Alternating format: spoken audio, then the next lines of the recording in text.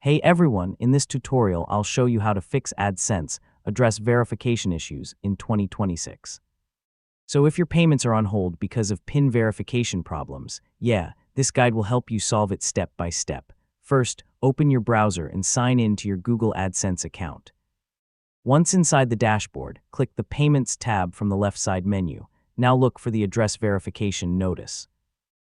Google usually sends a PIN letter once your earnings reach the verification threshold. Make sure the address on your AdSense account is correct and matches your real mailing address. If your PIN letter never arrived, you can request a replacement PIN after waiting for the required time period.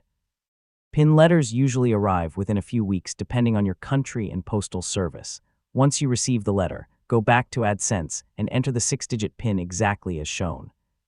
If the PIN doesn't work, double-check the numbers carefully before trying again. You only get a limited number of attempts. In some cases, Google may allow identity or document verification instead of PIN verification. And if you still can't verify your address after multiple attempts, contact AdSense support for additional help.